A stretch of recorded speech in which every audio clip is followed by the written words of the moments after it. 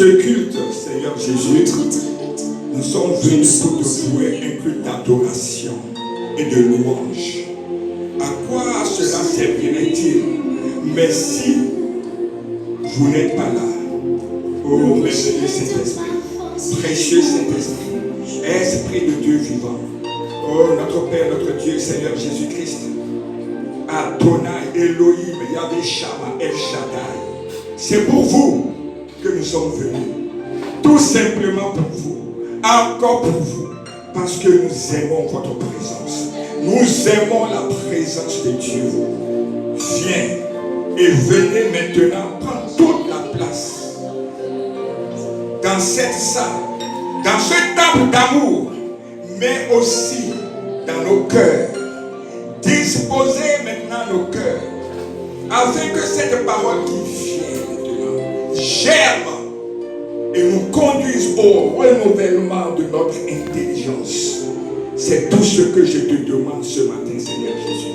Touche les cœurs, convertis les cœurs, ramollis les cœurs les plus durs par cette parole.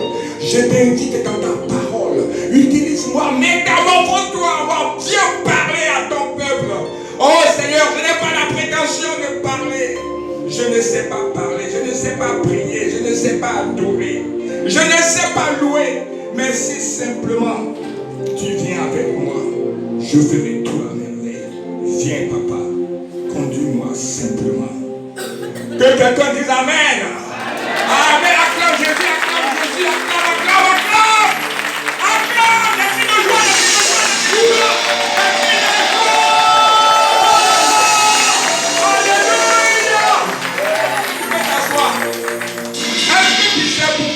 je t'ai dit de manifester la joie. Parce que j'ai l'assurance de ta bénédiction ce matin. J'ai l'assurance de ta bénédiction. J'ai la foi que tu vas partir d'ici chargé, rempli. Au nom de Jésus. Donc que cette joie t'anime. Qu'est-ce qui se passe? Eh bien jamais. Je vois des chaises vides. Il ne faut pas fléchir.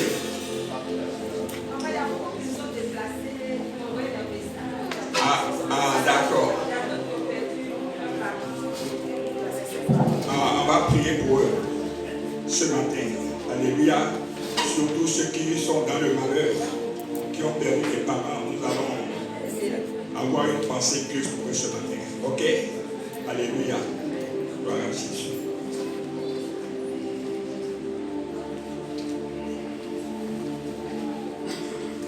Je vais encore faire la même introduction que la fois passée. J'avais dit que j'avais entrepris une série d'enseignements pour amener le peuple de Dieu à grandir spirituellement. Au lieu que d'être des demandeurs de poissons, que vous devenez des pêcheurs de poissons. Cela suppose que on doit vous amener avec de la nourriture consistante à grandir dans la foi, à être posé dans la foi, à être de vrais chrétiens, des disciples de Jésus, capables de manifester la puissance de l'Éternel, capables d'appeler ce qui n'existe pas encore à l'existence, d'être dans la cité des personnes qu'on veut imiter. Alléluia. Gloire à Jésus. Vous devez devenir des personnes, quand vous rentrez quelque part, l'atmosphère doit changer. La Bible dit que Jésus est arrivé sur l'île de Gadara. Lorsqu'il a mis le pied sur l'île, les démons, les légions qui sont sur cette île-là, l'autorité est arrivée. Nous ne pouvons plus nous amuser ici. Il dit, il n'est pas encore l'heure, mais tu es venu pour nous perdre. Cela va t'arriver. Parce que si tu suis ces enseignements-là, tu seras au moins, tu seras rempli de cet esprit. Et tu sauras ce que c'est d'être chrétien véritablement. Dieu ne fait acception de personne. Ah! Ma fille Béa est là. Acclamez pour elle. Alléluia. Ça va? Amen. Elle vient de loin. Gloire à Jésus. Donc, j'avais commencé ici par l'intégrité. Pourquoi l'intégrité? Parce que Dieu, l'Éternel même a dit, ah, est-ce que vous avez vu Job? Il n'y a personne comme lui sur la terre, parce qu'il est fort intègre. Alléluia. Il n'y a personne comme lui. Tu veux que le Seigneur parle de toi ainsi? Alléluia. Nous avons besoin d'être intègres. Alléluia. C'est pourquoi j'ai commencé par l'intégrité. Après, nous sommes restés d'ailleurs longtemps sur l'hypocrisie. Dis à ton voisin, hypocrite. Hypocrisie. Non, il n'est pas hypocrite. Hein. Non, c'est pour donner la signification. Hein, c'est ça. Il n'est pas hypocrite. Alléluia. Mais pourquoi nous avons parlé de l'hypocrisie? Parce que c'est un des rares péchés que Dieu a érigé au rang de malédiction. Mais pourquoi? Parce que l'hypocrisie amène toujours à la tricherie, à l'espièglerie, à la fourberie et puis à la trahison. Parce que tu te mens à toi-même. Tu mens à tous ceux qui sont autour de toi et tu mens à Dieu. Donc, nous avons vu cela pour que tu t'en sortes. Quand on a fait l'intégrité, aujourd'hui tu dois faire tout pour mener une vie intègre. Car en menant une vie intègre, tu deviens quoi? Agréable à Dieu. Dieu a dit, Job, il n'y a personne comme lui sur la terre. Je voudrais que Dieu te dise cela. Si tu commences à faire un effort pour que cet enseignement d'intégrité, tu commences à mettre en pratique dans ta vie, non seulement un jour tu ne seras pas humilié, parce que si tu ne mènes pas une vie d'intégrité, un jour tu seras humilié. Ton nom même peut sortir dans la fraternité matin et roi soir. Et tu vas te forger une mauvaise réputation. Mais cette mauvaise réputation, si c'est toi seulement, ça va. Même ça peut rejaillir sur tes enfants. Oh, on a connu ton père ici. Reste tranquille. Alléluia. Ce sont des choses qui ne doivent pas t'arriver.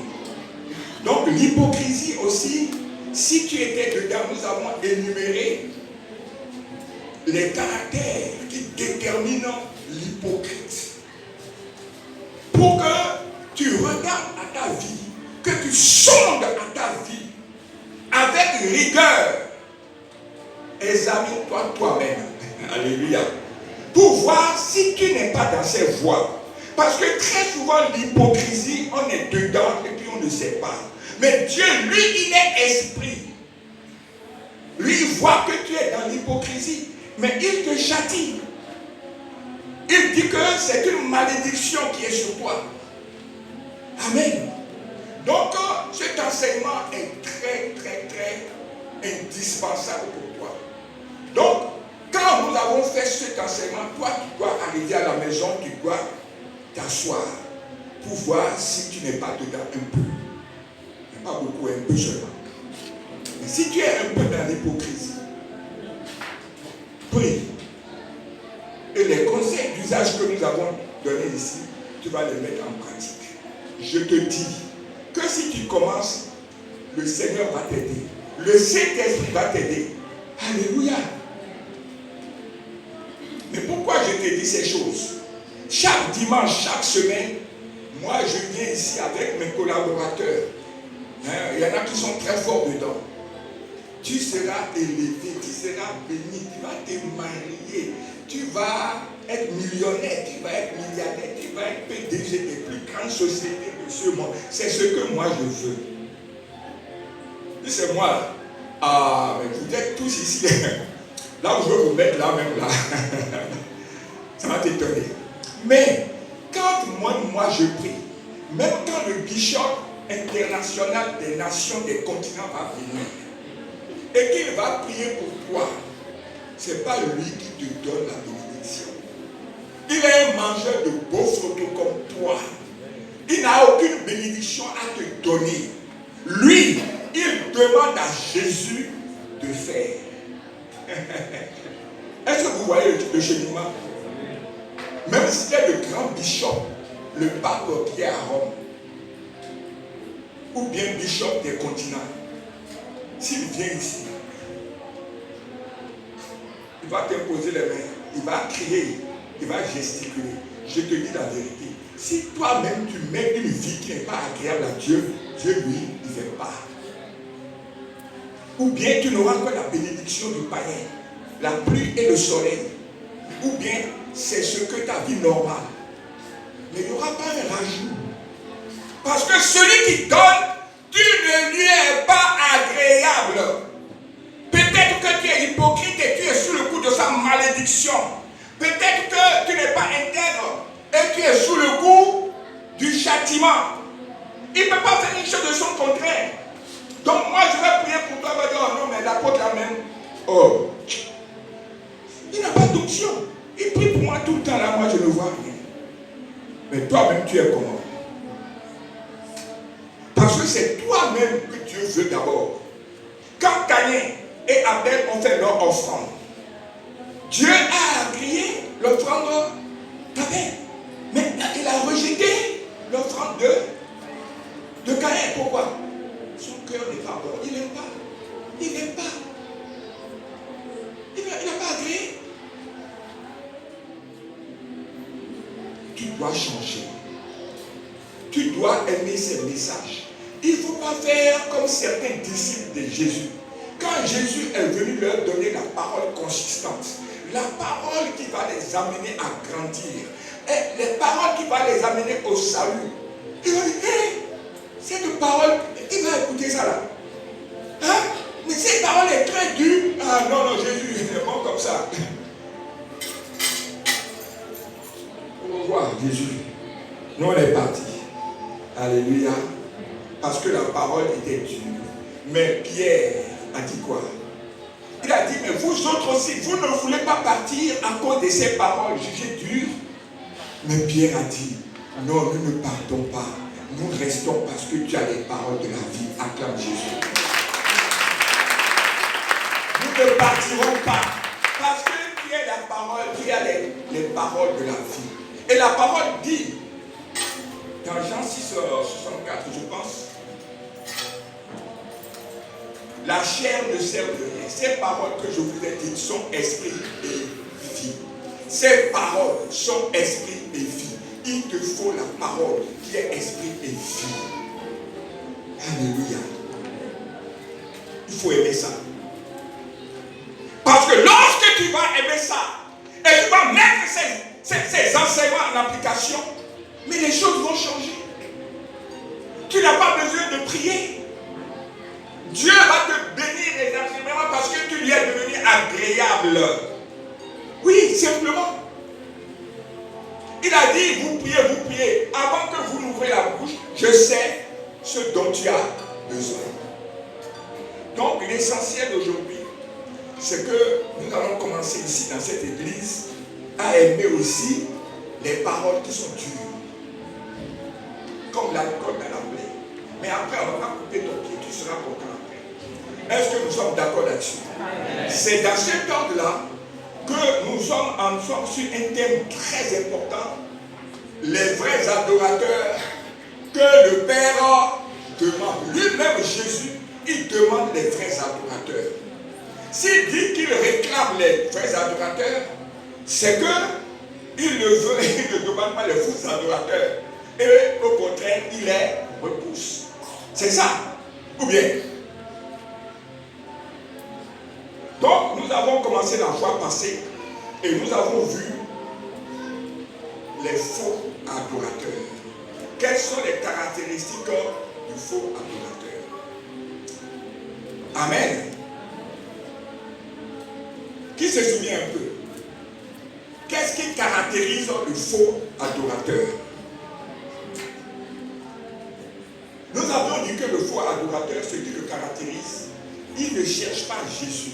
Il ne cherche pas le royaume, mais il cherche ce que Jésus peut lui donner. Vous me suivez? Ils ne cherchent pas Jésus. Et pour illustrer cela, nous avons pris un passage. Parce que j'ai vu à des personnes qui n'étaient pas ici la fois passée. Et rapidement, je vais revenir sur ce passage. Parce que c'est très important. Et je vais préciser quelque chose. Deux choses que je n'avais pas précisées la fois passée. Et nous allons aller au vrai adorateur. Ok? Bien. Alors, je vais relire le passage. Notre passage de base était quoi? Alors, Jean 4. D'abord, verset 20. Et puis après, les versets 23 à 24. C'est ça? Lisez rapidement. Je vais faire une précision là. Et puis, on va aller aux vrais adorateurs. Parce qu'aujourd'hui, on doit finir. Et après, tu vas devenir un vrai adorateur. Alléluia. Ceux-là même que le Père recherche. Et tu vas voir ce qui va se passer dans ta vie. Parce que Dieu, il veille sur sa parole pour l'accomplir. Ce qu'il dit, ça met l'accompli. Si tu fais un effort pour quitter peut-être ta position de faux adorateur pour devenir vrai adorateur, lui, Jésus, il va faire sa part. Nécessairement. Nous sommes d'accord? Bon, on va dire. Nos pères ont adoré sur cette montagne et vous dites, vous, que le lieu où il faut adorer est à Jérusalem. On continue, on va maintenant au verset 23.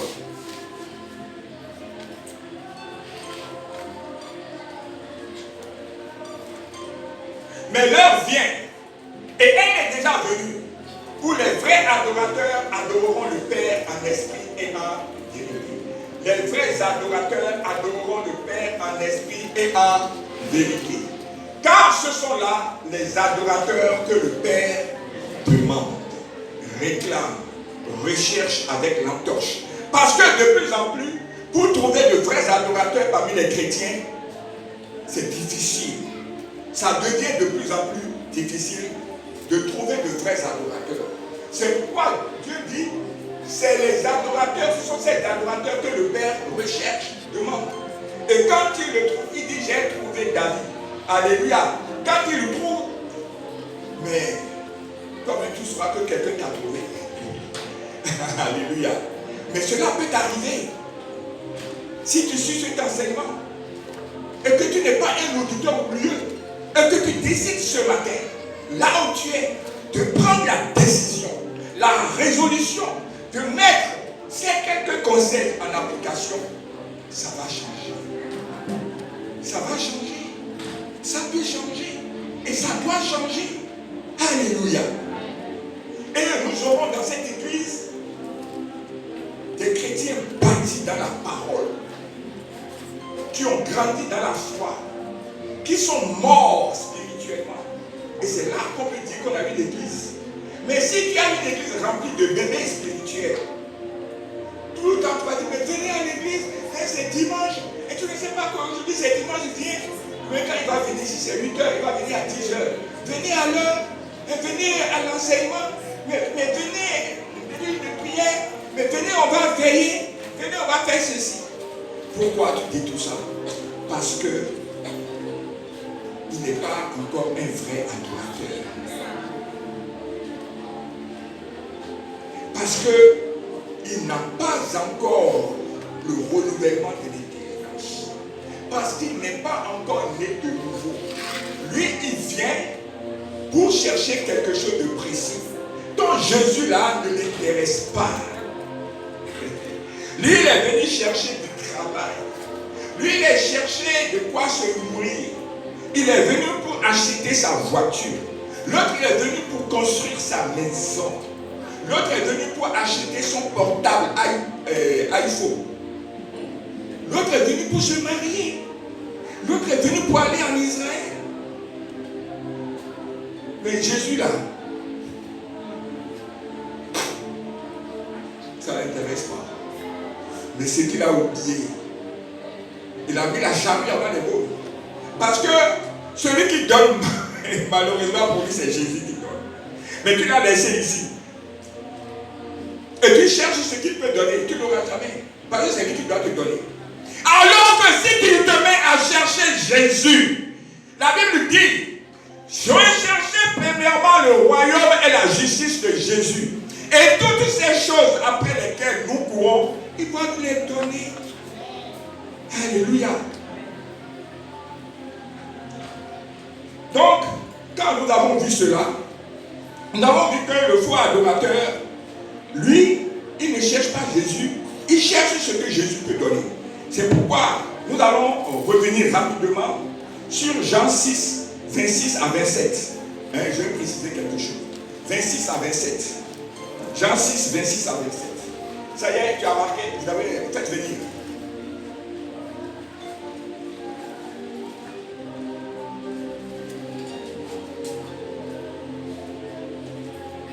Jésus leur répondit en vérité, je vous le dis, vous me cherchez non pas parce que vous avez vu des miracles, mais parce que vous avez mangé des pains et que vous avez été rassasiés. On continue.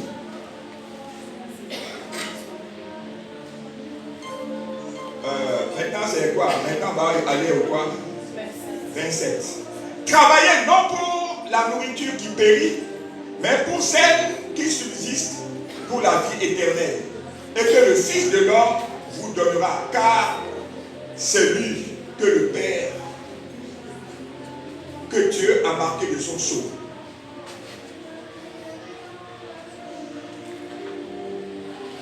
Gloire à Jésus. Nous avons vu la fois passée, je ne vais pas revenir dessus. Quand ceux-là, ils ont mangé du pain avec du poisson, Jésus est parti de l'autre côté. Alléluia. Eux-mêmes, ils ont pris des barques. Ils sont venus, ils n'ont pas vu Jésus. Ils ont pris des barques, ils ont traversé. Et ils sont arrivés à l'autre bord. Ils sont arrivés sur là où se trouvait Jésus. Où est Jésus? Où est Jésus? Nous voulons voir Jésus. Nous recherchons Jésus là. Ah bon, vous cherchez Jésus? Et puis on dit, Jésus est ici. Et Jésus leur a dit, vous ne me cherchez pas parce que j'ai fait des miracles, parce que je m'appelle Jésus. Vous me cherchez parce que vous avez demandé du bon sandwich. Et vous êtes rassasiés. Vous êtes venus encore que je vous donne du sandwich. Du sandwich. Alléluia. Mais Jésus les a sermonnés pour dire non, ce n'est pas cela. Voilà l'incrédulité de l'homme. Et beaucoup ici ce matin sont dans ce lot. Regardez Jésus. Jésus, lui, il est la parole vivante. Jésus-Christ peut donner la vie éternelle. Jésus peut donner tout ce que vous voulez si vous venez à lui. Mais au lieu de chercher l'arbre qui a des fruits pour cueillir les fruits tous les jours, mais il veut seulement prendre le fruit et puis partir. Mais l'arbre lui-même a dit, mais venez à moi. Si tu veux, l'arbre sera à toi. C'est l'incrédulité de l'homme aujourd'hui. Nous devons chercher Jésus-Christ de Nazareth. Et non, ne pas poursuivre ce que Jésus peut donner. Pourquoi? Jésus dit ici, le Seigneur avertit de ne pas travailler seulement pour la nourriture qui périt. Le Seigneur ne voulait pas dire de ne pas travailler pour la vie. Nous avons besoin de travailler pour vivre. C'est pas ça. Mais le Seigneur veut par contre que l'homme ne travaille pas seulement pour le corps. Parce que l'homme est composé de trois parties. Il y a aussi l'âme et puis il y a aussi l'esprit. L'homme n'est pas seulement corps, mais aussi un esprit et une âme. C'est pourquoi l'homme doit aussi travailler pour la nourriture qui subsiste pour la vie éternelle. L'homme ne doit pas se consacrer, ne doit pas prendre tout son temps, son énergie, sa foi, sa force à nourrir son corps, à embellir son corps périssable. Est-ce que tu sais pourquoi? Parce que d'ici, dans quelques années, ce corps-là sera mangé par les vers, les asticots. Oui, dans quelques années, les asticots vont manger ce corps-là. Les vers. Quand ils mangent, ils deviennent gros comme ça. Parce qu'il y a des vitamines dans le corps. Est-ce que tu commences à me comprendre? Que tu dois suivre Jésus pour dire, qui dit, l'homme ne vivra pas de pain, mais de toute parole qui sort de la bouche de Dieu. C'est la parole de Dieu qui vivifie. La chair ne sert de rien. Bien-aimé, écoute-moi ce matin. Tu peux manger bon flotto, tu peux manger rôti d'agouti, tu peux manger tout ce que tu veux. Mais si tu négliges la parole de Dieu, tu n'auras pas droit à la vie éternelle. Tu n'auras pas accès à la vie qui donne la paix intérieure. À la vie qui te met sur le piédestal. Parce que celui qui bénit s'appelle Jésus. Et toi, tu n'auras pas part à quelque chose avec lui. C'est pourquoi ce matin, tu dois chercher à devenir une vraie adoratrice. Alléluia. Parce que l'homme ne vivra pas de pain seulement, mais de toute parole qui sort de la bouche de Dieu. Et cette parole-là, c'est la parole de Jésus-Christ de Nazareth.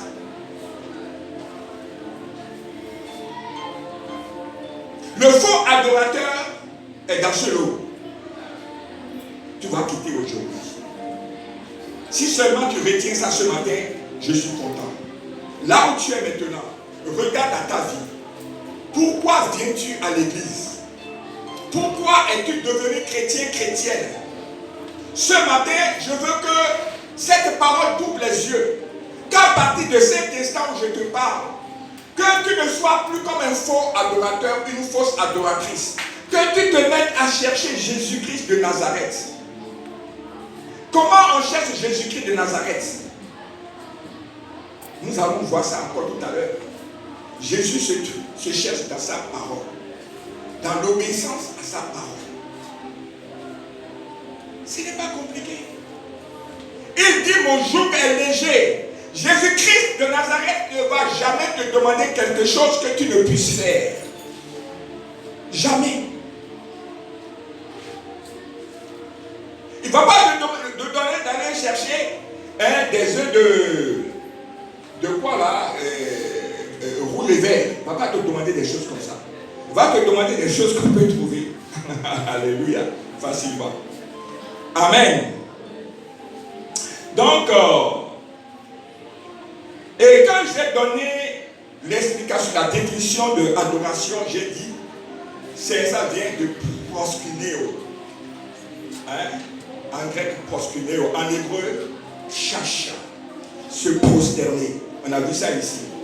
Je reviens dessus parce qu'il y a une erreur que les Africains font. Lorsqu'ils font dans les enterrements, les cérémonies mortuaires, les funérailles, beaucoup reviennent malades. Beaucoup reviennent avec des esprits de mort. Et très souvent même d'autres ne se retrouvent plus jamais. Alors nous avons dit que se prosterner devant, c'est faire allégeance à cette chose devant qui tu te prosternes. Tu dis, je m'appelle, je me soumets à toi, je te mets au-dessus. Fais de moi ce que tu veux. C'est l'adoration. Alléluia. Quelqu'un me suit? Amen. Et c'est aimer cette chose-là de tout son cœur. C'est une adoration exceptionnelle. Se prosterner. On se prosterne même jusqu'à terre. Je te fais allégeance. Je me soumets à toi. Fais de moi ce que tu veux. C'est ce que nous faisons à Jésus. Et là, ça c'est normal. On a fait la chapelle ardente. Et toi, chrétien, tu viens. Et puis, tu commences à te prosterner devant cadavre. Mais il est devenu cet esprit de mort. Beaucoup sont partis prendre un esprit de mort et disent non, ce sont les sorciers du village. Ce n'est pas le sorcier, la sorcière du village. C'est toi-même qui es parti faire allégeance, se prosterner, adorer cadavre d'autrui. Tu es parti adorer cadavre d'autrui. Tu ne sais même pas s'il était combien on va faire. Ce qu'il était avant. Amen. Et puis tu viens. Et je viens de faire du rêve. Puis on est malade, à l'hôpital, et puis après les pieds devant. C'est toi-même qui as cherché. Je ne veux plus voir ça. Si tu es chrétien, nous on ne se prosterne que devant Jésus de Nazareth.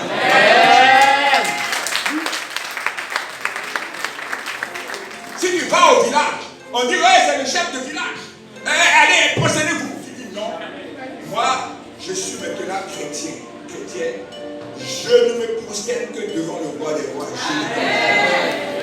Un jour, il y a quelqu'un qui s'appelle Joseph. On va voir, c'est un vrai adorateur. On va voir deux vrais adorateurs. On va voir Joseph et puis on va voir David rapidement. Parce que moi j'aime les illustrations pour que vous faites comme eux. Alors, Joseph a fait. Il y a eu des songes qu'il a décryptés quand on l'a amené à la primature. Et il doit parler. Le roi l'a fait appeler pour Pharaon pour parler. Or, quand tu viens devant Pharaon, tu viens à terre. Sinon, Pharaon peut dire coupez-lui la tête, on te coupe la tête tout de suite. Il a le droit avec droit de vie et de mort. Coupez-lui la tête. Il n'y a pas de procès, il n'y a pas d'audience. Alors, Joseph arrive. On dit hé, ne reste pas debout. Procédez-vous. Il a dit je ne me prosterne que devant l'Éternel des armées. Alléluia. On dit mais on va t'arracher la tête. Voici ma tête. Coupez. Encore Jésus. C'est ça l'adoration. Tu es prêt pour mourir pour Jésus. Parce que lui, il est parti mourir pour toi. Dans des conditions effroyables. Si tu vis aujourd'hui, c'est parce que lui, il est parti mourir pour toi. Donc, il n'y a pas de sacrifice que tu ne puisses pas faire pour lui. Est-ce que vous me comprenez? Lui, pendant que tu étais pécheur, lui, il a donné sa vie pour toi. Dans des conditions effroyables, dans l'humiliation, dans la honte, dans la souffrance. Il a fait pour toi. Mais aujourd'hui, tu ne peux pas consentir des sacrifices pour Jésus. Tu as encore les petits péchés mignons qui sont dans ta vie. Regarde-moi, bien-aimé. L'heure est arrivée. L'heure vient. Elle est déjà arrivée. Où les vrais adorateurs adoreront le Père en esprit et en vérité. Pas parce que Jésus peut te donner mari ou bien te donner avion. Non. Parce que pendant que tu étais pécheur, lui il est mort pour toi pour que tu sois sauvé.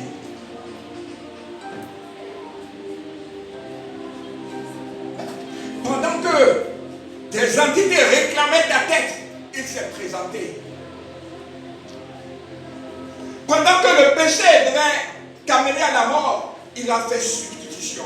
Il a dit non, ne les touchez pas, tuez-moi. Tuez-moi à la place de Boniface. Boniface qui aujourd'hui a l'espérance du salut. Mais Boniface est un brouteur. Boniface est dans les voies de lui. Boniface viole. Boniface tue, ment, sacrilège. Mais Jésus est mort pour lui.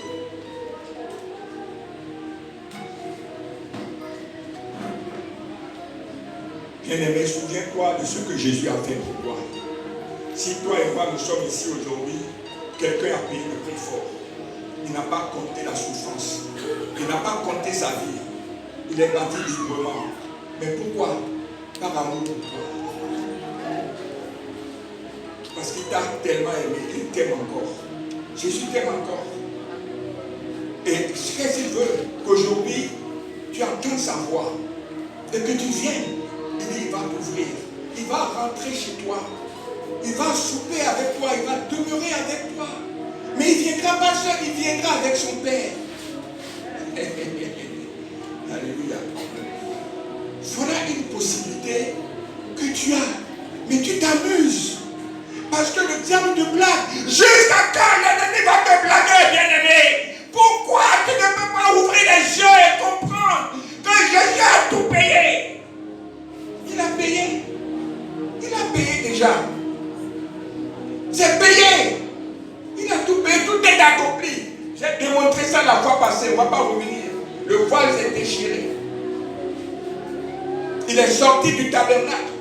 Et il t'aime tellement qu'il ne veut plus habiter dans un bois de tabernacle. Il veut habiter en toi pour te protéger, pour te sauver, pour que tu ne tombes pas malade, pour que tu aies la vie en abondance. Et il vit en toi. Et il dit, désormais ton corps est son temple. Que ton esprit puissant, il n'y a pas d'esprit plus puissant que l'Esprit Saint. Mais il dit, il est en toi. Et il dit, si quelqu'un veut détruire ce temple que tu es devenu, parce que tu sais, depuis que le voile est déchiré, Jésus est sorti, c'est toi le tabernacle. Tu ne sais pas que tu es le tabernacle. Dieu vit en toi. Tu es le tabernacle de Dieu. Dieu vit en toi. Il vit en toi. Et il dit, non seulement je vis en toi, mais si quelqu'un veut te détruire, moi, qui suis en toi, je ne vais pas laisser le temps de détruire. Est-ce que quelqu'un peut détruire Jésus? Alléluia. Mais lui, il dit, va le détruire. Mais je n'aime pas faire la démagogie. Mais c'est à deux volets. Il dit aussi que si toi aussi, il est en toi que tu veux t'amuser avec lui, pour l'amener dans des choses sales là, mais il va te châtier toi-même. Donc, prends le bon côté. Rapidement, nous allons voir les caractéristiques du vrai adorateur. Marque maintenant le vrai adorateur que je veux que tu deviennes. Alors, nous avions dit que nous allons reprendre simplement la définition du verbe adorer. C'est honorer une divinité avec le culte qui lui est dû. C'est tout. C'est honorer une divinité. Ici, c'est Jésus. Avec le culte qui lui est dû. Qu'est-ce qu'on appelle culte? C'est l'ensemble des rites et des cérémonies. Alléluia. Qu'on rend à une divinité dans le but de lui rendre hommage. Ce matin, nous sommes à un culte d'adoration et de louange à notre Seigneur Jésus. Donc, c'est un ensemble de rites et de cérémonies que nous rendons à une divinité pour lui rendre hommage, pour le célébrer, pour le fêter, pour l'honorer. Alléluia. Mais pour notre Seigneur Jésus, le culte là, qu'on doit lui rendre, se trouve dans Romains 12, versets 1 à 2, qu'il faut projeter maintenant. Donc, le culte que Dieu veut, c'est ça qu'on va projeter. Donc, on est à un moment important de notre prédication, de notre enseignement. Alléluia. Donc, tu vas projeter Romains 12, 1 à 2. Bon, en principe, la plupart des chrétiens connaissent ça, mais on va quand même projeter. Je vous exhorte donc, frères, par les compassions de Dieu, à offrir vos corps comme un sacrifice vivant, saint, agréable à Dieu. Ce qui sera de votre part un culte raisonnable. S'il y a un culte raisonnable, donc il y a aussi des cultes qui ne sont pas raisonnables. Que les faux adorateurs présentent à Dieu, à Jésus. Donc Jésus n'est pas dans ces cultes-là. Jésus est dans le culte qui est raisonnable. Regardez, on commence. C'est très simple. Non, le faut qu'on on va laisser ça d'abord. Reviens dans l'autre. Je vous exhorte, donc je vous parle. Je vous demande pardon. Voici ce que vous devez faire. Exhorter quelqu'un, c'est lui dire ce qu'il doit faire pour son bien. C'est ça? Je vous exhorte donc, frère, donc nous tous ici, par les compassions de Dieu. Qu'est-ce qu'on appelle compassion? C'est compatir, souffrir avec autrui. Quelqu'un est en train de souffrir et tu souffres avec lui. C'est-à-dire que tu compatis à sa douleur, à sa souffrance. C'est ça qu'on appelle compassion.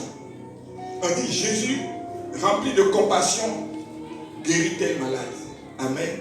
Donc, Dieu, par les compassions de Dieu, voit que ses enfants sont dans la souffrance, dans la douleur, dans la perdition, et il souffre. Son cœur est rempli, c'est un sentiment que l'on ressent pour des gens qui sont affligés, qui sont dans la souffrance. C'est-à-dire que tu partages les peines. tu prends pitié. Est-ce que vous comprenez? Donc Dieu, rempli de compassion, dit, ce qu'il faut faire, c'est offrir vos corps comme un sacrifice. Qu'est-ce qu'on appelle sacrifice? Quand je dis je sacrifie quelque chose, je vais sacrifier un mouton à qui?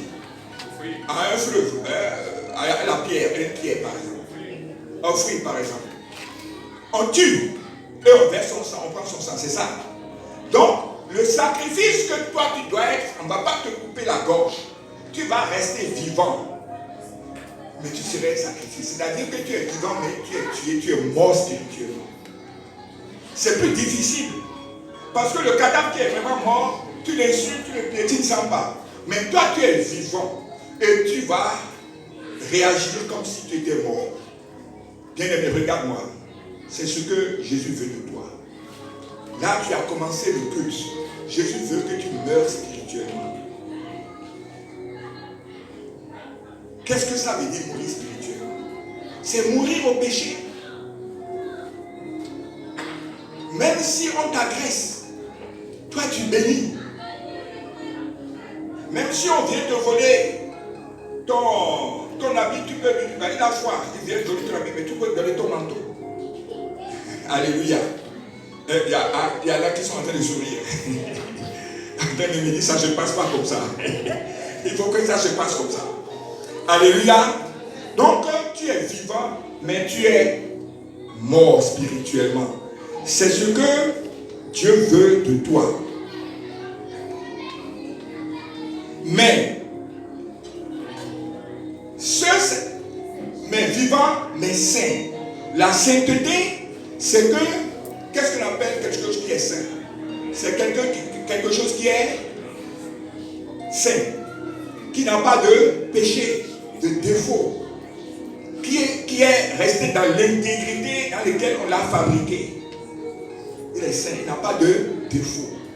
Un agneau qui est saint, il n'a pas les yeux crevés, il ne voit pas. Il est saint, n'est-ce pas? Donc Dieu veut que non seulement tu as un sacrifice, mais vivant.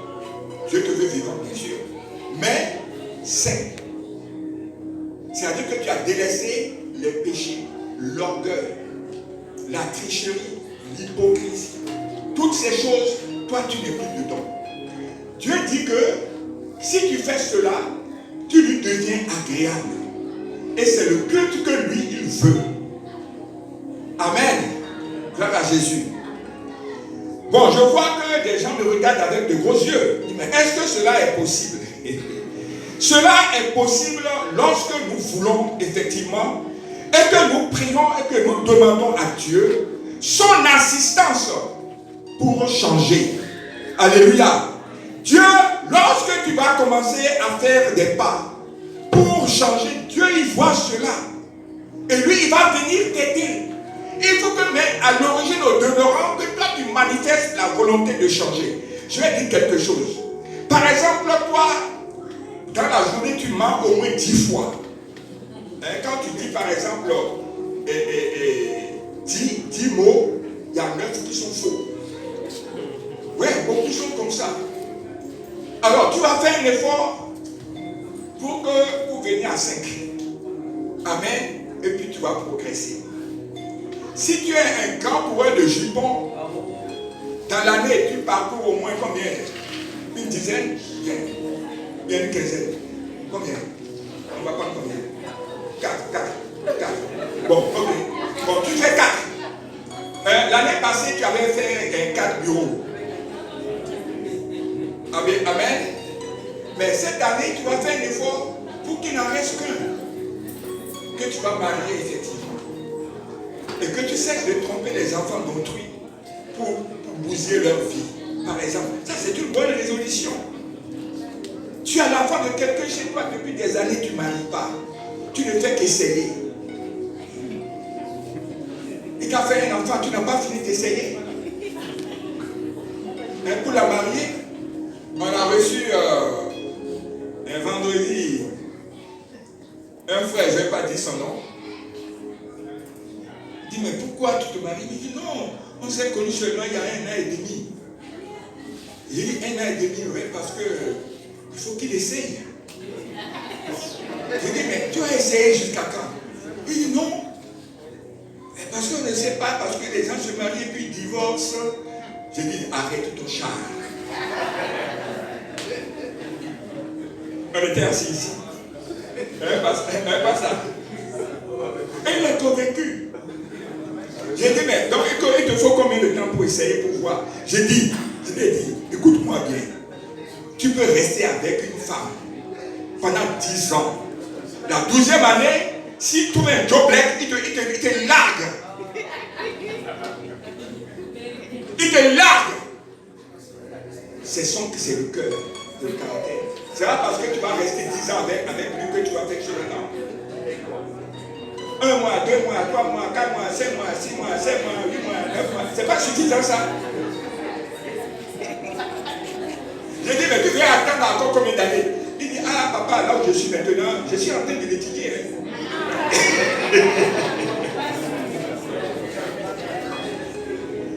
Amen. Et je lui ai donné 2 exemples. Des personnes qui sont restées ensemble longtemps. Ils ont même des enfants. Mais cela n'a pas empêché le monsieur de laisser cette femme-là pour aller ailleurs. Même la femme aussi a laissé monsieur parce que son ami, lui, il est PDG de société. Et son mari, lui, il travaille dans une petite boîte. Mais comme elle est jolie, l'ami PDG a pris sa chose. Amen. Mais ils ne sont pas restés longtemps ensemble. Ils sont restés longtemps ensemble.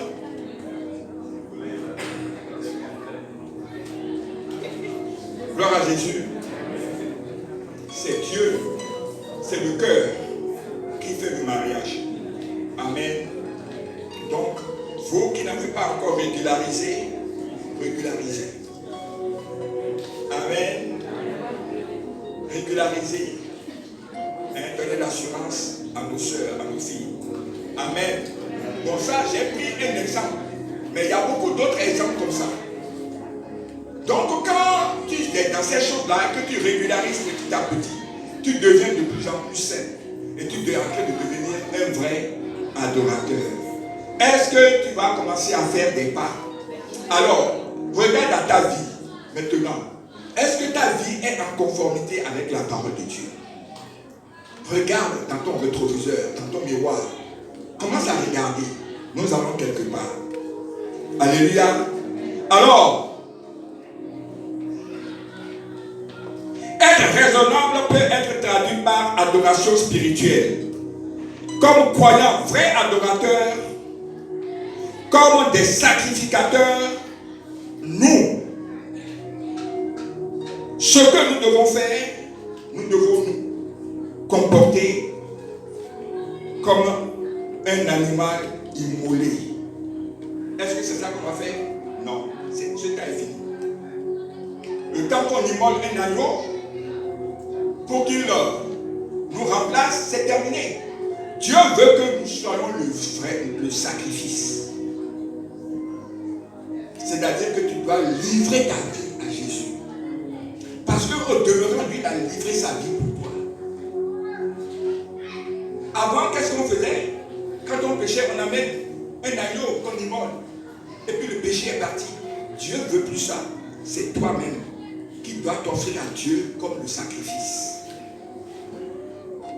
Qui est saint. Et tu dois lui offrir 3 choses qu'on va voir rapidement. Et quand tu vas commencer à faire ça, ta vie va changer. Nécessairement. Dieu ne veut plus tes sacrifices que tu amènes un agneau pour immoler. C'est toi-même qui dois être le sacrifice. Le sacrifice veut dire quoi? Que tu dois mourir charnellement. Et tu dois faire un effort pour t'éloigner du péché. Dieu a dit que personne ne peut dire qu'il ne pêche pas. Mais tu vas commencer à t'améliorer un peu. Et le Saint-Esprit va t'aider. Est-ce que nous voyons ce que je dis? Amen. Alors, Romains 15, 16. Rapidement. On a presque fini. Romains 15, 16. Romains 15, 16. Et après, on va faire Hébreux 13, 16. Romains 15, 16. C'est ça? 15, 16. Ça, c'est 15, 1. Oui. C'est 16? Verset 16. Voilà. D'être ministre de Jésus-Christ parmi les païens, m'acquittant du dimanche service de l'évangile de Dieu, afin que les païens lui soient une offrande agréable, étant sanctifiés par l'Esprit. Au demeurant, nous étions tous des païens. N'est-ce pas? Mais après, lorsque nous commençons à aller à l'église, nous avons la parole de Dieu. La parole de Dieu nous transforme. Et nous devenons une offrande agréable à Dieu. Est-ce que vous voyez? Donc c'est toi-même qui t'offres d'abord comme sacrifice à Dieu. Il faut t'offrir toi-même d'abord. Amen. Si toi-même tu es désagréable à Dieu, ou bien tu vends drogue par exemple, tu es dans la drogue, tu vends beaucoup de drogue, et puis tu envoies l'argent de drogue ici. Mais Dieu n'a créé pas ça. Parce que l'argent là, que tu as reçu, tu as tué les enfants d'autrui. Tu es en train de tuer la jeunesse. Est-ce que vous me comprenez? Cet argent, par exemple, ce n'est pas un sacrifice que Dieu a créé. Amen. Parce que tu viens donner pour dire, donc, il faut que, voilà, j'amène mon offrande. Il faut que tu fasses que je vende beaucoup de drogue. Et que je tue beaucoup de personnes. Que je tue la société. Mais c'est ça, la drogue tue la société. Mais tu amènes à Dieu, quand nous faisons nos offrandes, c'est que Dieu doit protéger le fruit de nos mains et le faire multiplier. Mais toi, tu veux qu'il multiplie tes sales fruits là, pour que tu continues de vivre. Ça ne marche pas comme ça.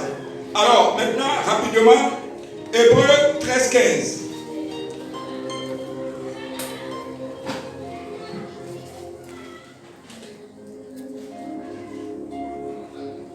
Par lui, offrons sans cesse à Dieu un sacrifice de louange, c'est-à-dire le fruit de lèvres qui confesse son nom. Alors, tu dois mener une vie de prière. Le vrai adorateur prie. Une offrande des lèvres, c'est la prière. La prière fervente. Alléluia. Gloire à Jésus. Est-ce que vous comprenez? Quand tu es vrai adorateur, il y a des gens qui ne prient jamais. Mais tu dois être dans la prière, en train d'adorer ton Dieu, en train de parler avec ton Dieu. C'est une communication permanente avec le Père. Mais tu ne parles jamais avec le Père. Jamais. Il y en a qui ne prient jamais sincèrement. Ou bien c'est les prières stéréotypées. Notre Père qui est aux cieux, que ton nom soit sanctifié, que ton règne vienne, que ta volonté. Je vous salue dans le nom de God, le Seigneur avec vous. Vous êtes bénis en toutes les familles. Jésus-Christ, le sang de Dieu. Et puis on fait ça 40 fois. Mais il n'a pas. La prière, c'est parler ce que tu as dans le cœur à ton Dieu. Ce n'est pas une récitation. C'est que tu es en train de perdre du temps. Donc, il dit, pour offrir sans cesse à Dieu un sacrifice de louange. Tu dois louer ton Dieu, c'est-à-dire tu dois le lever, tu dois le glorifier, tu dois le magnifier ton Dieu. Il aime ça. C'est pas dire Dieu sied dans la louange. Est-ce que vous me comprenez? Voilà. C'est-à-dire le fruit des lèvres qui confesse son nom. Alléluia. Tu dois confesser Jésus. Alléluia. Qu'est-ce que toi tu confesses? Est-ce que tu confesses Jésus en vérité et en esprit? Alléluia. Bon, le dernier, et puis on va voir les caractéristiques rapidement. Il reste 5 minutes. On y va. Hébreux 13, 16. Hébreux 13, 16. Et n'oubliez pas les bienfaisances et la libéralité, car c'est à de tels sacrifices que Dieu prend plaisir. Écoute-moi, ça c'est très important. Et n'oubliez pas, tu as fait les 2 premières choses. Mais il y a quelque chose qu'il ne faut pas oublier. Parce qu'il y a beaucoup qui disent, bon, moi je peux donner mon cœur à Dieu, tout ça. Mais mon salaire là, je ne peux pas partager parce que ça me suffit, moi-même, ça me suffit déjà pas. Et puis pourquoi je vais donner encore à Dieu? Ma fille. Mon salaire ne me suffit pas. Pourquoi je vais donner à Dieu? C'est une erreur, bien aimé. Si c'est 10 francs que tu as, donne 1 franc à Dieu. Amen. Tu peux lui donner même 2 francs. Et tu vas voir ce qui va se passer. Tu le fais régulièrement. Mais pas avoir dépensé tout ton argent. Prends premièrement sa part, mets de côté et amène dans le panier. Et tu vas voir ce qui va se passer dans ta vie. Mais beaucoup aujourd'hui, et n'oubliez pas, Dieu dit, n'oublie pas ça. Tu es en train d'adorer, tu es en train de donner ton corps, tout ça à Dieu. Mais, n'oubliez pas la bienfaisance. C'est quand tu dit la bienfaisance. Tu as ton ami, par exemple, qui est dans le pétrin. Si tu peux lui venir en aide, viens-lui en aide. Dis bienfaisance. C'est des gens qui font du bien. Si je vais un peu plus loin, je peux même parler d'aumône. Amen. Mais l'aumône là que tu vas faire, je donne un exemple pratique. Nous sommes dans l'église, bon, tu vois ta soeur ou bien ton frère. Et puis bon, tu sais, tout le monde n'est pas béni en même temps. Peut-être qu'il sera béni dans l'avenir. Mais aujourd'hui, peut-être qu'il traverse une période difficile. On appelle ça galère, parfois. Voilà, il est dans sa galère. Amen. Et puis, tous les jours, il vient dans le même habit. Je ne dis pas que, mais l'habit est propre, il a bien lavé son habit. Bien. Mais toi, ta garde-robe ou bien ton armoire là-bas, il n'y a même plus de place pour accrocher les habits. Et tu vois que vous avez pratiquement même taille. Il ne faut pas lui amener l'habit qui est complètement déchiré ou bien qui est déjà éteint. Tu vas prendre ce qui est bien. Tu choisis 1, 2, 3, 4 chaussures bien. Et puis tu lui rends visite. Si tu passais par là, Dieu m'a mis à cœur de t'offrir ça. Acclame Jésus.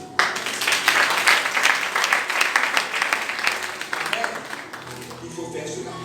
Mais cause qu'on constate, non seulement on n'aide pas l'ami, mais le frère, on se met dans le temps des cadavres. Il est là. Le frère là, vraiment, depuis le 1er janvier jusqu'à aujourd'hui, tu n'as pas remarqué que c'est le même habit qu'il porte? Oui. Regardez, c'est un beau gars. Il est comme un rat d'église. Hein? C'est pas bon. Tu dois avoir le cœur compatissant. Tu dois voir que le frère ou ta soeur est en train de passer un moment difficile.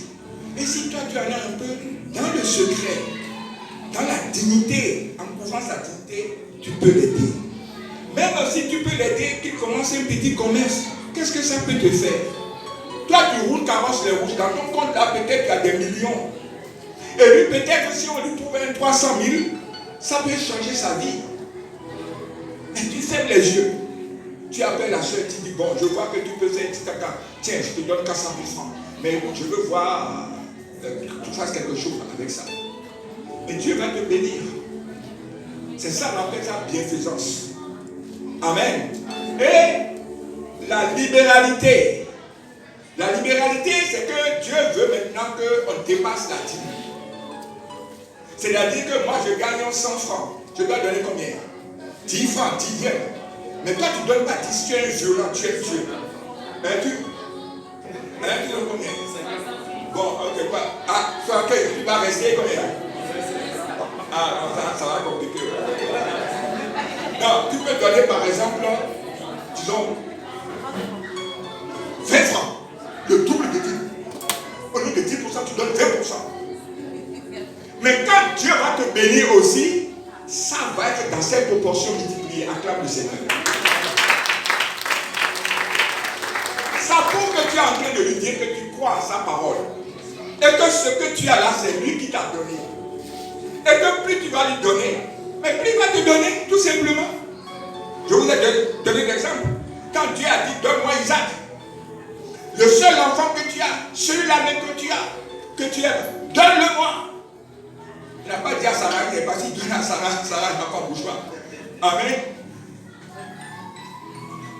Mais quand il a dit, bon, je vais donner, il a pris l'enfant, il a chargé le poids, le couteau, il dit, bon, on va m'obliger, je le tue, parce que Dieu m'a donné de le sacrifier, je vais le sacrifier, on s'en va. Quand Dieu a vu ça, au bon moment où ils sont en train de partir sur le mont Moriah, alléluia, de l'autre versant de la montagne, Jésus lui-même est en train de monter le sacrifice. Acclame-le.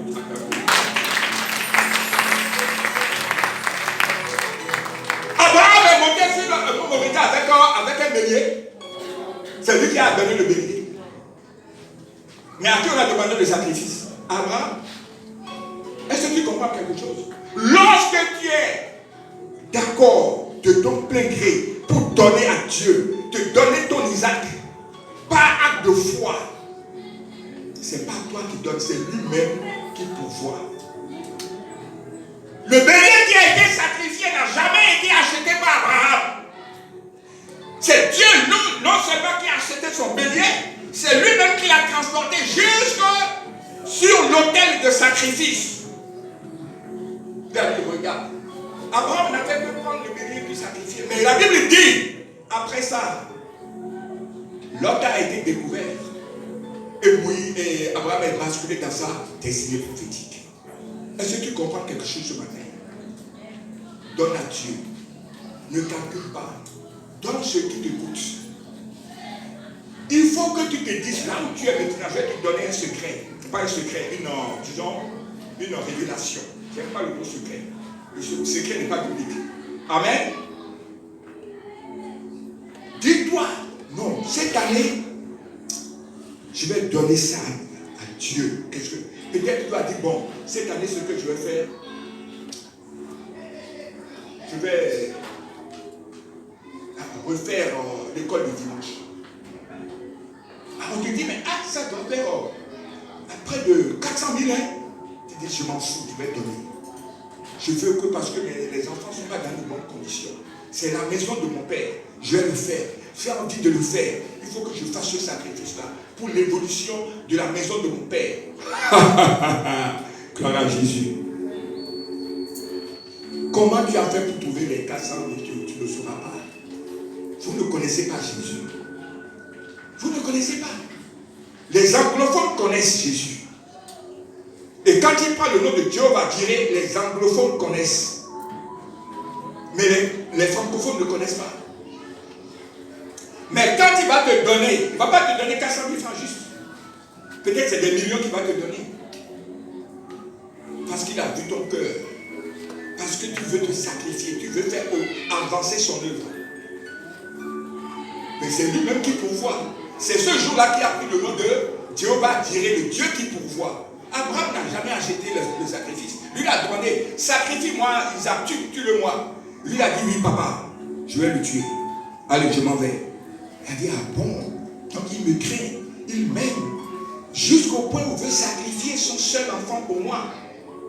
Ah bon? Abraham. C'est pourquoi on appelle Abraham père de la foi.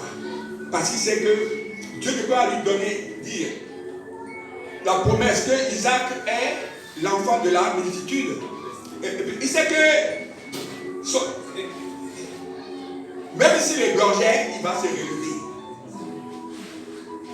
Amen. N'aie pas peur de donner à Dieu. Donner à Dieu est une adoration. Faire une offrande à quelqu'un avec un cœur pur est une adoration. Adorer Dieu, pas parce que tout le monde est en train de danser, mais que toi, en dansant, tu es en train de danser pour Jésus, que tu es en train de chanter pour sa gloire, pour ce qu'il est. Quand on te dit de faire un travail, tu le fais bien, tu es en train d'adorer. Quand tu vas au bureau, tu dois monter à 8 heures, tu viens à 10 heures, à 13 heures, tu es parti. Tu es un mauvais adorateur. Pourquoi Dieu a élevé Paul? Parce qu'il fait bien ce qu'il a à faire. Adorer Dieu, ce n'est pas seulement venir ici. Louer Dieu, louer Dieu, louer Dieu, louer Dieu. Non, c'est pas ça adorer. Adorer Dieu, c'est faire bien ton travail. Adorer Dieu, c'est obéir à la parole de Dieu. Adorer Dieu, c'est l'élever. L'heure est venue où les vrais adorateurs adoreront le Père en esprit et en vérité. c'est bien payer sa dîme. C'est venir à l'heure à ces réunions. Tu dis que tu aimes quelqu'un. Tu te prosternes devant quelqu'un et quand tu dois le rencontrer à 8 heures, tu viens à 10 heures. Mais c'est foutaise. Tu ne l'aimes pas. Tu ne l'adores pas. Adoration, c'est se prosterner. C'est un amour extrême. C'est se donner, se livrer lui-même. Et tu veux rencontrer celui que tu adores. On dit on le rencontre à 8 heures, mais tu viens à 9 heures. C'est comme Johnny Lafleur. C'est une combinaison qui ne marche pas. Il est Johnny et puis il est Lafleur.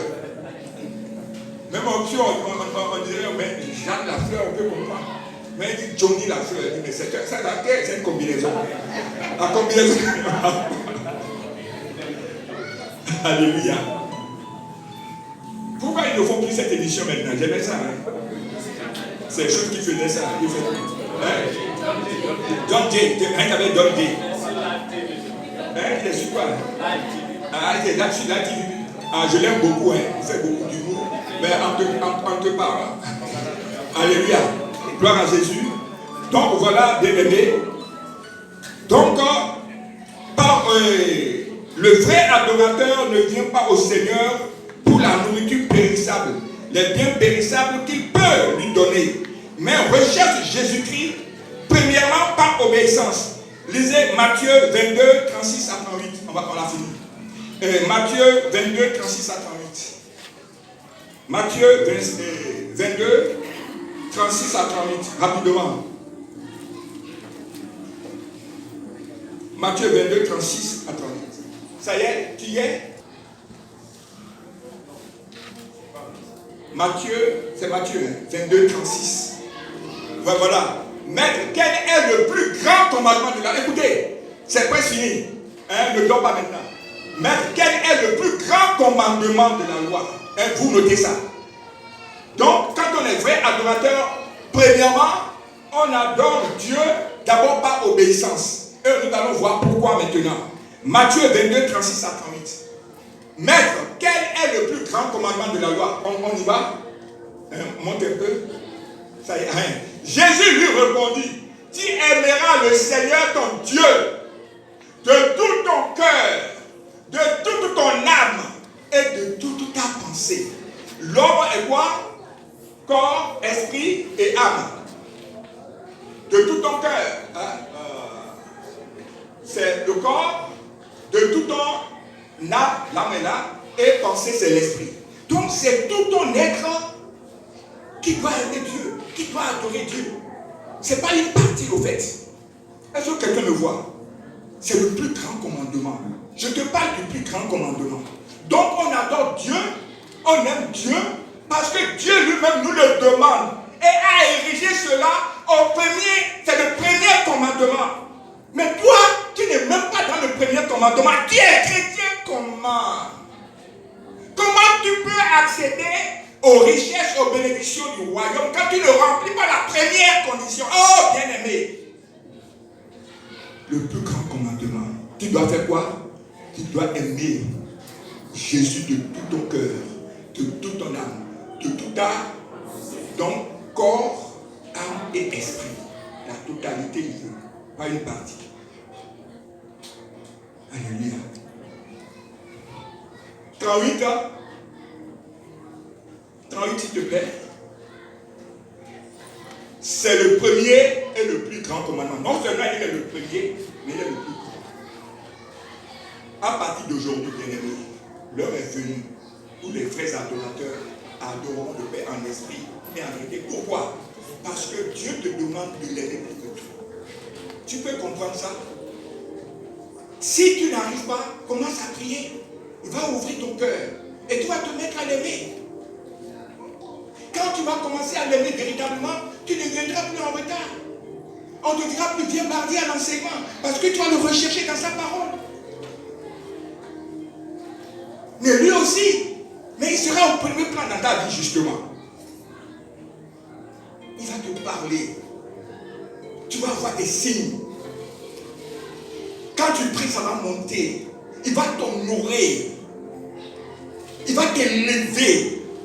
Il va te bâtir.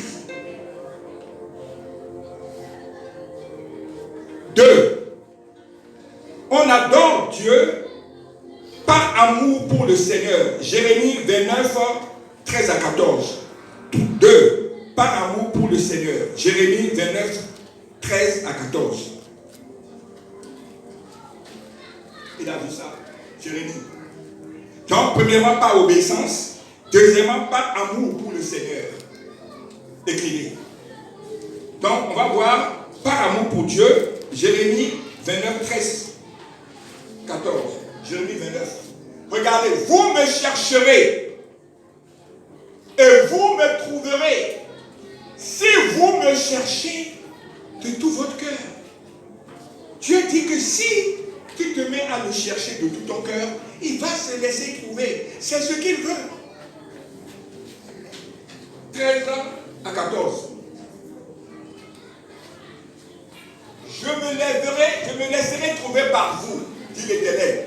Donc, si tu te mets à chercher véritablement Dieu dans sa parole, à venir aux enseignements, que tu ne fais pas de mimétisme, que tu ne joues pas la comédie, et que tu cherches vraiment à rencontrer Dieu, lui-même, il va t'aider à le trouver. Amen. Mais quand il va dire, je me laisserai trouver moi-même, c'est-à-dire que quand il sent dans ton cœur que tu as la volonté de le chercher, c'est lui-même qui fait que tu le trouves. C'est ça, c'est ça ce qui est bien dans cette affaire. Quand il sent que, mon fils Thierry a décidé de me chercher, d'être avec moi, ça dit, bon, lui-même vient t'aider à ce que tu le trouves. C'est pas merveilleux ça? Alléluia. Dit l'Éternel, et je ramènerai vos captifs. Je vous rassemblerai de toutes les nations, de tous les lieux où je vous ai chassés, dit l'Éternel, et je vous ramènerai dans le lieu où je vous ai. Ça, c'est pour dire quoi? Qui va lever les châtiments qui étaient dans ta vie. C'est Dieu qui avait châtié les faux adorateurs. Dieu châtie les faux adorateurs. Il les aime pas, il les déteste. Non seulement il les déteste, on avait dit la fois passée, si Dieu aime tout le temps tous ses enfants. Ah non, Dieu n'aime pas tous ses enfants en même temps comme ça. Ça dépend dans quel... il y a l'amour inconditionnel. Dieu est amour, il aime tous ses enfants. Mais tu peux faire des actes où tu sors de son cœur, de son amour. Il peut même te châtier. Amen. Donc ici, c'est Dieu qui a châtié tous ses enfants. Il les a amenés en captivité. D'autres sont morts. Il a détruit même le temple. Ils sont morts par milliers. C'est Dieu, c'est le châtiment de Dieu. Amen. C'est pas Satan. C'est Dieu qui a fait ça à ses propres enfants. Amen. Mais Dieu dit que si tu commences à le chercher, il aime le châtiment qui est sur toi. Parce que nous commettons, par exemple, tu étais hypocrite, tu es sous le coup de la malédiction. Mais quand tu commences à le chercher de tout ton cœur, il est souverain, il aime le châtiment sur toi. Et par exemple, dans votre famille, on ne se marie pas. Tu vas voir que les gens vont commencer à se marier. On ne trouve pas de travail, on va commencer à trouver le travail. Les choses changent. Amen. Voilà. Maintenant, la dernière partie. Alors, que fait les caractéristiques du vrai adorateur maintenant? Le vrai adorateur, sa vie au Père, il est dans une relation d'offrande. C'est toi-même qui dois te donner d'abord à Dieu. Point à clair à Dieu. 2. Le vrai adorateur doit mourir spirituellement. Il n'est plus charnel. Et c'est ça que beaucoup ne veulent pas. Et c'est ça qu'on a vu dans Romains 12. C'est-à-dire que tu dois mourir. Tu dois tuer ton moi. Tu n'es plus orgueilleux, tu n'es plus orgueilleuse. Tu as le cœur affable, doux. Si on t'insulte, tu n'insultes pas. Amen. Partout où tu passes, tu mets la paix. Tu peux faire ça? C'est pas facile. Tu dois être vivant, mais tu es un sacrifice. C'est-à-dire que tu es mort sur le plan charnel. Et si tu réussis à mourir, mais tu vas voir l'onction que Dieu va mettre dans ta vie. Tout ce que tu vas dire va arriver. Mais c'est là que beaucoup ne veulent pas mourir. Je donne un exemple. Le matin de bonne heure, tu es dans une cour commune. Ta voisine là, il a fait eau de crevettes, poisson. Vous savez, quand le lave ça pue. Et puis, dans tout ça, là, c'est toute ta porte là qui vient verser. Et puis, elle s'en va. Et puis, tu sors. Et qu'est-ce que tu fais? Hein? Tu vas l'attraper. Hein? Non, qu'est-ce que tu fais? Non, c'est important pour moi. Hein? Tu vas le matin. Hein? Et puis la porte est même versée sur la porte devant ta. Et puis ça, l'odeur là, aïe aïe aïe. Ma fille. Hein? Acclamez. Alléluia. Elle a dit la vérité parce que ça fait mal. Et tu laisses devant ta porte et tu viens verser l'eau sale devant ma porte. L'intégrédient de la même, ça va chauffer ce jour-là.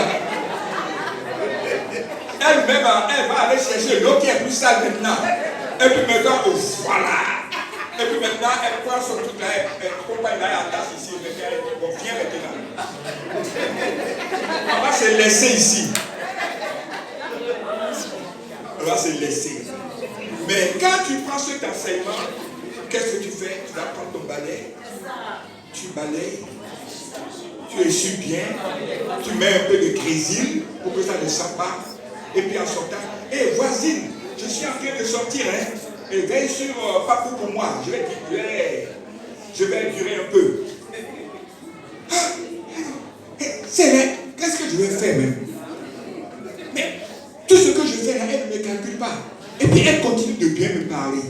Sa conscience va commencer à gêner. Puis elle va te regarder, un jour elle va venir te voir, vous dire vraiment, ce que je fais là, c'est pas bien. Pardonne-moi. Pourquoi tu es comme ça? Tu as dit non, c'est parce que je vais à l'église, je suis les enseignements de Jésus.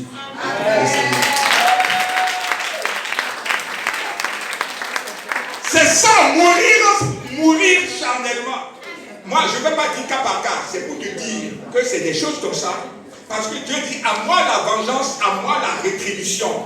Il te provoque, il te fait des choses qu'il ne doit pas faire. Tribulation, persécution, insulte. Tout, il passe. Mais toi, tu continues de le bénir. Tu demandes à Dieu de le changer. Quand tu fais comme ça, ce qu'elle aura là-bas, c'est grave. Mais toi, Dieu est en train de te bénir. De te bénir. De te bénir.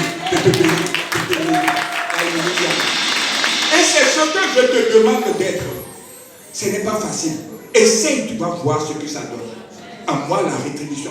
Mais tu vas voir ce qui va lui arriver. Il dit que quand tu fais comme ça, pas obéissance à sa parole, c'est du charbon ardent. Est-ce que vous connaissez le charbon? Vous faites en cuisine, non? Quand le charbon est dans ça, est chaud là, il est rouge là. Dieu dit que c'est ça que tu mets sur la tête. Il te persécute, tu dis rien. Il te persécute, tu dis rien. Pourquoi? Parce que Jésus dit de ne pas répondre. Quand Dieu lui voit ça là, et c'est lui qui te venge. Moi, la vengeance, la rétribution. Ne vous vengez plus. Ne vous faites pas justice. Parce que si tu vas te faire justice, tu fais justice là, tu vas te retrouver à la vaca en plus. Tu vas te faire mourant, tu vas tomber malade cardiaque.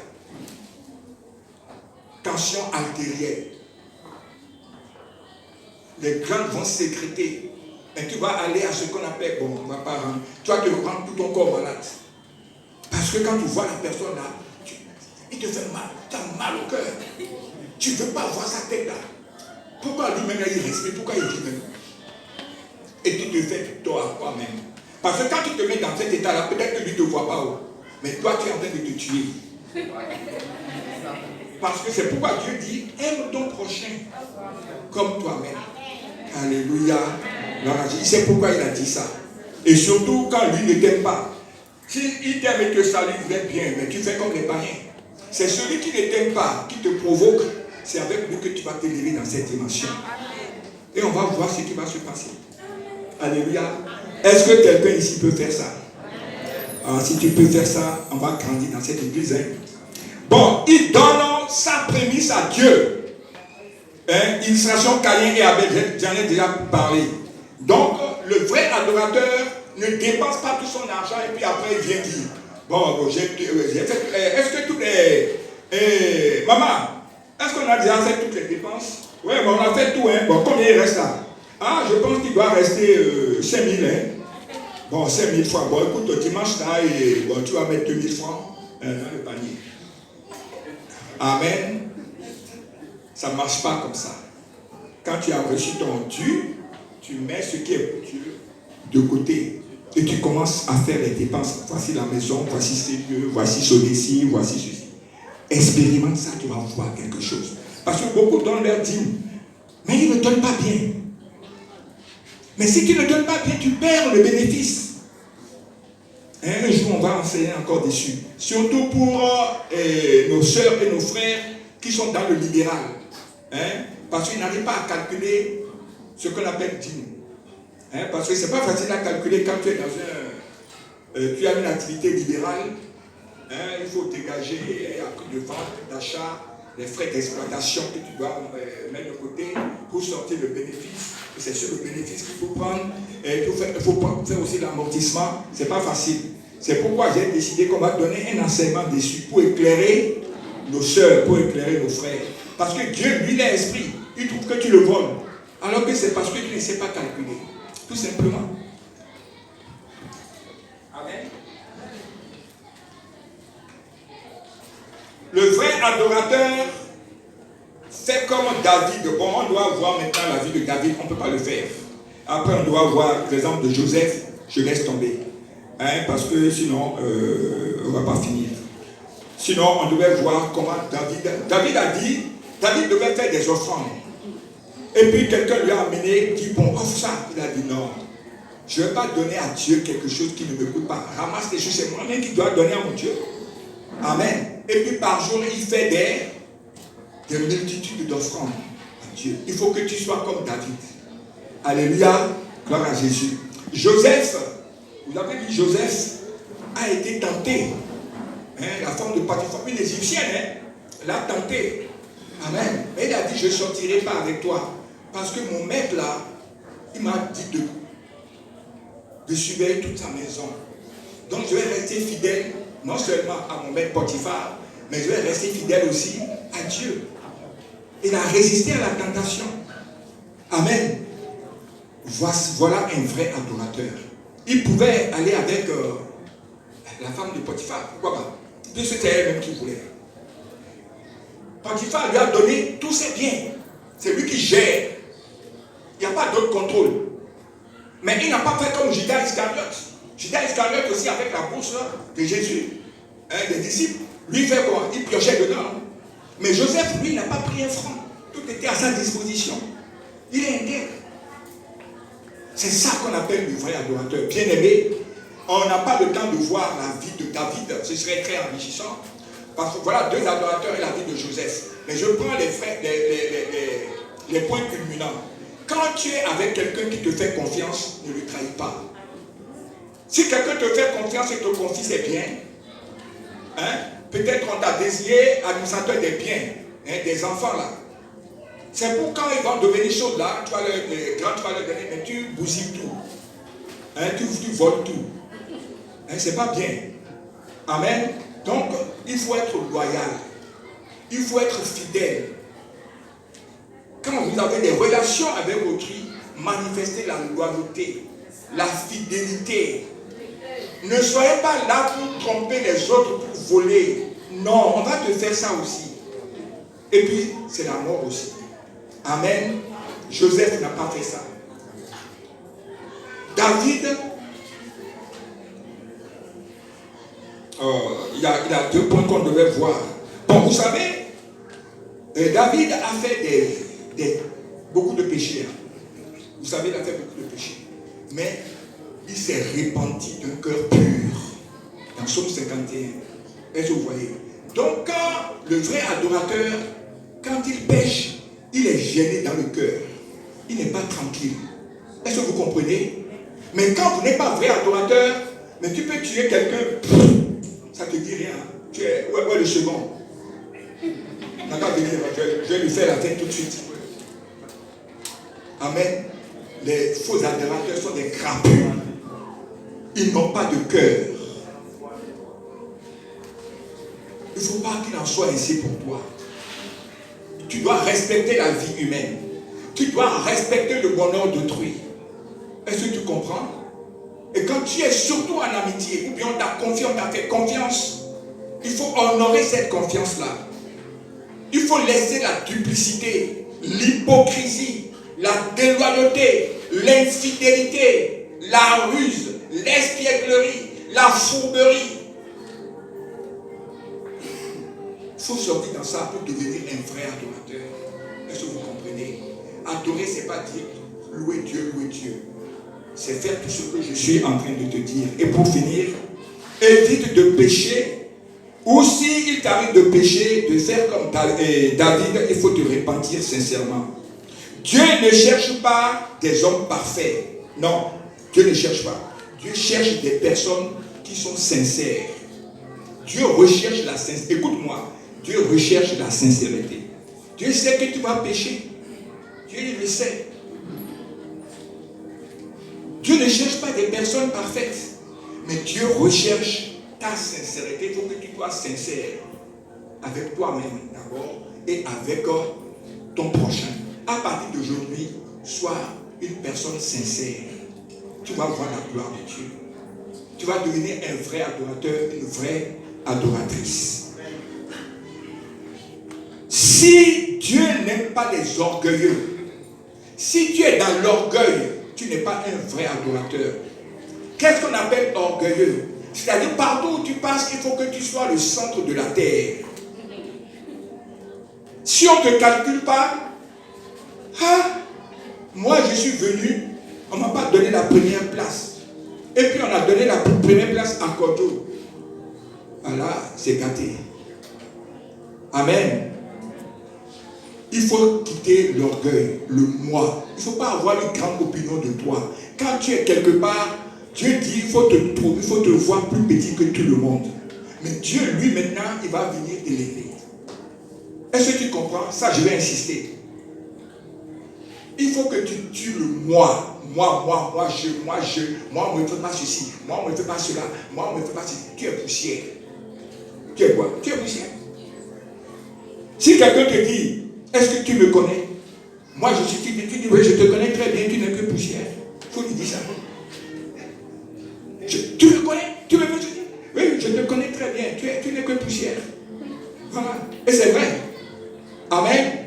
Il faut quitter l'orgueil. Laisse l'orgueil. Et puis ceux qui ont gros cœur, le gros cœur, c'est pas bon. Gros cœur découle de l'orgueil. Pourquoi ils m'ont fait ça? Le chrétien ne doit pas être orgueilleux, ne doit pas avoir gros cœur. Le chrétien en tout temps, pardonne, comprend. Comme c'est dit dans 1 Corinthiens 13, tu pardonnes, tu ne condamnes pas. Parce que nul n'est parfait sur cette terre. Toi aussi, tu n'es pas parfait. Tu as fait des choses à autrui. Mais accepte que lui aussi, bon, il y ait des manquements. Moi qui suis là, moi, il m'arrive de faire des erreurs. Maman, je fais des erreurs. J'en fais. Tu ne peux pas me dire, tu peux dire non. Alléluia, je fais des erreurs. Amen. Mais il faut reconnaître ces erreurs-là. Ceux qui ont gros cœur, il faut laisser gros cœur, c'est pas bon. Gros cœur n'amène pas loin.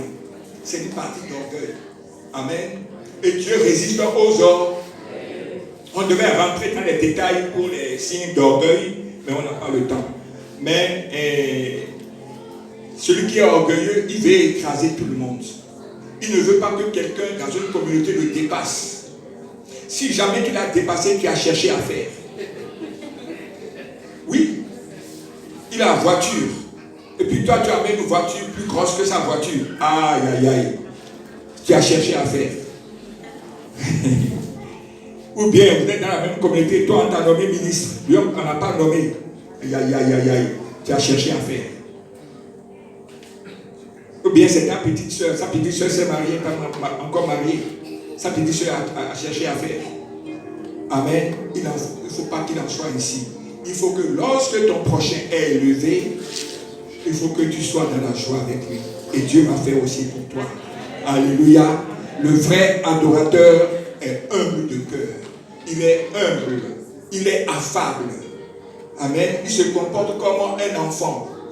C'est pourquoi Dieu dit, les vrais adorateurs, ceux qui laissez venir à moi les petits enfants, mon royaume appartient à ceux qui ressemblent aux enfants. Quand tu as giflé, tu as frappé l'enfant, en pleurant, il vient encore s'asseoir sur tes genoux. Toi, tu viens de le frapper. Mais si c'est un adulte, là, je pense que là, la vie, ça va faire des années. On va manger ça. Il ne faut pas qu'il en soit ici. Il faut apprendre à pardonner. Ok? Voilà. Maintenant, ce matin, nous allons arrêter parce que j'ai encore beaucoup d'exemples à vous donner. Mais je voudrais simplement que là où tu es maintenant, on a fini, tu regardes à ta vie. Et pour dire que tu voudrais devenir un vrai adorateur. Et tout ce que nous avons dit concernant le faux adorateur, il faut te regarder dedans. S'il y a des rubriques qui te concernent, ce n'est pas grave. Tu prends maintenant la résolution de travailler sur ça pour quitter. Amen. Et on a donné aussi les traits du vrai adorateur. Tu vas faire un effort aussi pour mettre en pratique. Je te dis, ça ne va pas durer. Toi-même, tu vas voir les avantages et les retombées positives dans ta vie. Donc, nous allons lire Lévitique 26, 7 à 12, et je vais prier pour vous. Lévitique 26, 7 à 12. Lévitique 26, 7 à 12.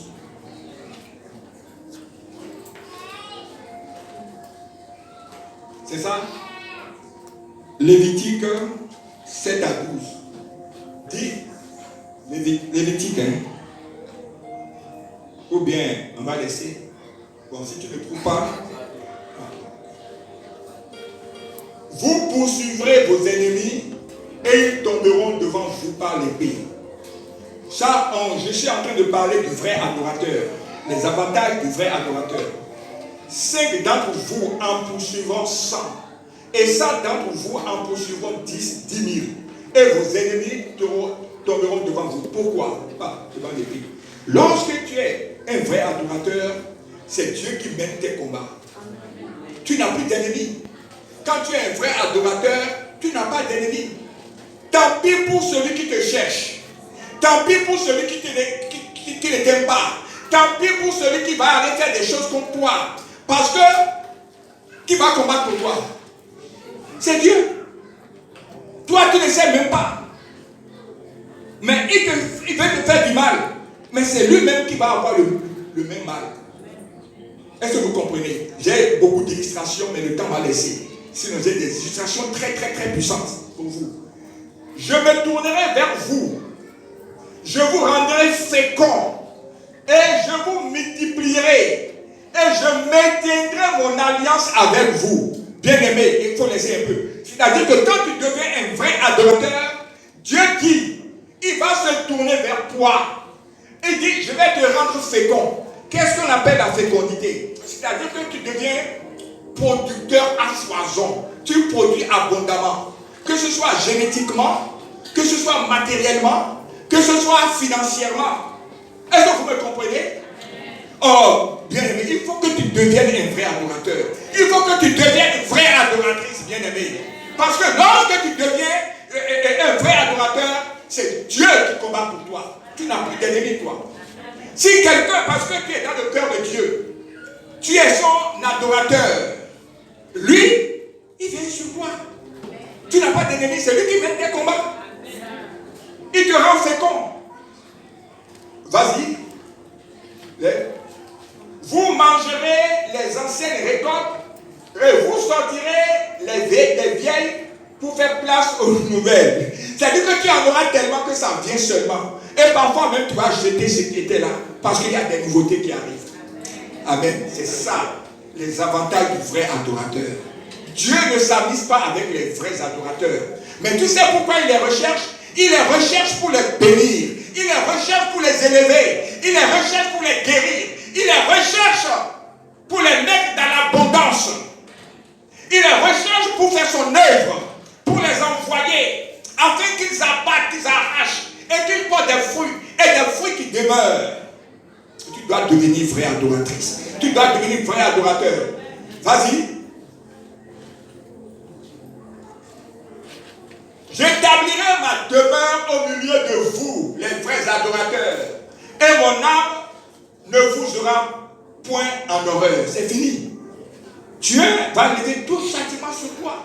Il ne t'aura jamais en horreur. Est-ce que vous savez que lorsque tu deviens un vrai adorateur, Dieu est souverain. Il peut enlever tes péchés, effacer tes péchés. Oui. Quand vous faites beaucoup, vous savez, quand quelqu'un qui fait beaucoup d'aumônes, Dieu peut décider, bon, pour fermer les yeux sur certaines choses que tu fais. Il est souverain. Ouais, tu peux faire des fautes, des choses qu'on doit te châtier, mais lui ne te châtie pas.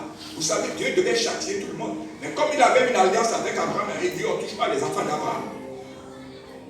Il est souverain. Non, tu dois devenir vrai adorateur. Tu dois devenir vrai adorateur. Il y a trop d'avantages dedans, bien aimé. Ça ne peut pas t'échapper. Amen. Le dernier verset. Je marcherai au milieu de vous. Je serai votre Dieu. Non, j'aime ça. Et vous serez mon peuple. Dieu dit, si tu deviens un vrai adorateur, tu seras son fils à lui. Tu seras sa fille. Amen. Et il sera ton Dieu.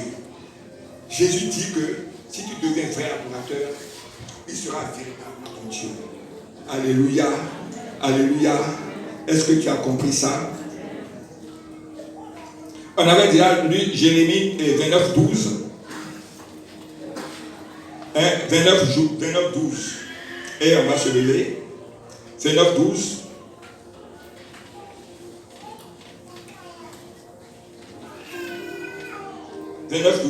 Jérémie 29, 12. Vous m'invoquerez et vous partirez, vous me prierez et je vous exaucerai. Alléluia. Désormais, toutes tes prières seront exaucées. Dieu exauce la prière des vrais adorateurs. Bien-aimés, c'est là que nous allons nous arrêter, mais il reste quelque chose à faire. Maintenant, tu vas fermer ton cahier, tu vas fermer ta Bible et tu vas rentrer en toi-même maintenant. Tu vas regarder à ta vie. C'est un moment important. C'est un moment crucial. Tu vas fermer ton cahier. Ne regarde pas ton voisin. Tu es seul maintenant avec Dieu, avec Jésus-Christ.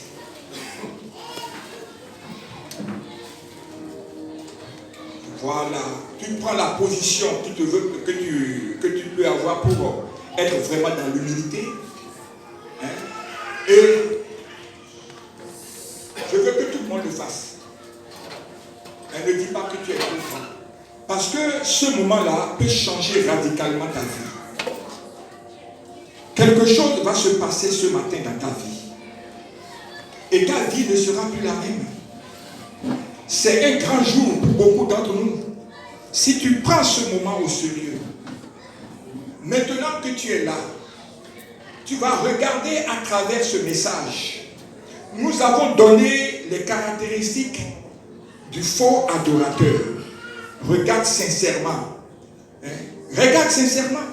Est-ce que tu es dans ces choses? Regarde maintenant. On a vu les vraies caractéristiques du faux adorateur. Est-ce que tu es dedans? Regarde un peu. Si tu étais dedans, là où tu es maintenant, commence à demander à Dieu de te sortir de ce mauvais pas. Par exemple, tu n'as pas encore mis ta vie en conformité avec la parole de Dieu. Peut-être que là où tu as des péchés millions dans ta vie, peut-être, je ne sais pas, tu es dans l'hypocrisie.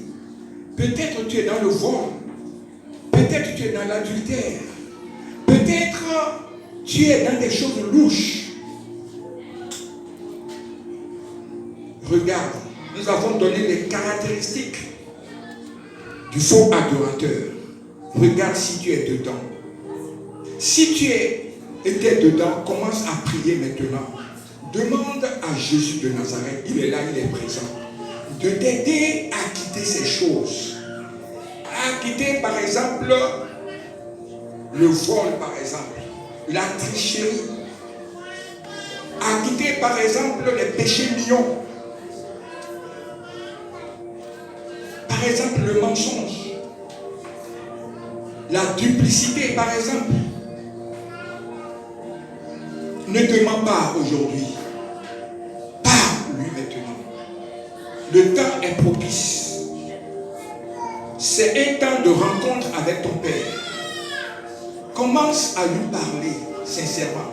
Je te dis que si tu fais sincèrement, le Saint-Esprit va t'aider. Et ta vie ne sera plus la même. C'est un moment de communion avec ton Dieu. Parle sincèrement. Ne te jette pas des fleurs. Si tu es dedans, dis à ton Dieu, Seigneur, je suis dans un mauvais pas, mais ce matin je viens avec toi comme je suis pour que tu me changes, que tu me donnes la fermeté de cœur, la force de sortir de ce mauvais pas. Il va t'aider.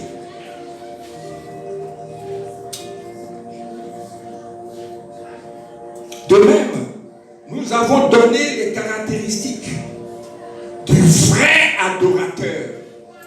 Regarde maintenant. Est-ce que tu pratiques ces choses? S'il arrivait que tu ne pratiques pas encore ces choses, que tu as mis par exemple Dieu à la dernière partie de ton cœur, avance-le maintenant pour prendre la première place. Si tu ne donnais pas bien tes dîmes, prends la résolution maintenant de donner la prémisse à Dieu. Si tu étais dans la jalousie, demande à Dieu de te sortir de la jalousie. Si tu étais un tricheur, demande à Dieu de te sortir de là. Et que tu pratiques la vérité.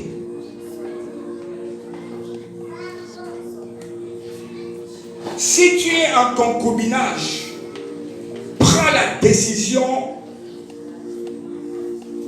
de normaliser, de régulariser ta situation. Si tu truques les balances au marché, il faut aller enlever le piment et vendre au bon prix. Si tu étais dans l'espièglerie, il faut quitter aujourd'hui. Parce qu'il n'y a pas de petit péché. Tout péché, le salaire, c'est la mort. On paye toujours quelque part. Prends la résolution maintenant là où tu es de devenir un vrai adorateur. Commence à prier et demande à ton Dieu, demande à Jésus, oh Seigneur, aide-moi à devenir un vrai adorateur. Dis-lui, sans ton aide, je ne pourrai pas. C'est pourquoi, Seigneur, je réclame ton assistance. Je demande ton aide. Oh Seigneur Jésus, viens m'aider. Je veux devenir un vrai adorateur. Parce que l'heure est arrivée où les vrais adorateurs adoreront le Père en esprit et en vérité. Et moi, je veux arriver à ce stade. Seigneur, aide-moi. J'ai besoin de toi. Aide-moi. Je veux devenir un vrai adorateur. Je veux te louer. Je ne veux plus venir en retard au culte. Je veux venir même en semaine au culte. Désormais, je vais te chercher à travers ta parole. Donne-moi la soif de ta parole. Donne-moi de te chercher. Parce que tu as dit, si vous me cherchez de tout votre Dieu, et vous serez mon peuple. Seigneur, je veux cela. Mais aide-moi. Merci Jésus. Père, voici tes enfants qui sont maintenant au-devant de toi, la main sur le cœur, et te demande aide et assistance pour devenir de véritables adorateurs. Que toi-même Dieu réclame. Ils ont soif de cela. Mais ils ont besoin de ton assistance, de ton aide, Seigneur Jésus. Ils sont au-devant de toi. Ils te réclament. Ils viennent agir, Papa. Transforme leur vie. Ô merveilleux Saint-Esprit. Près précieux Saint-Esprit, Esprit de Dieu vivant, c'est le moment. Viens, transforme, régénère, restaure. Merci Jésus. Merci Seigneur. Glorifie ton nom. Magnifie ta gloire. Père, je prie que ce jour soit un jour solennel et qu'après ce jour,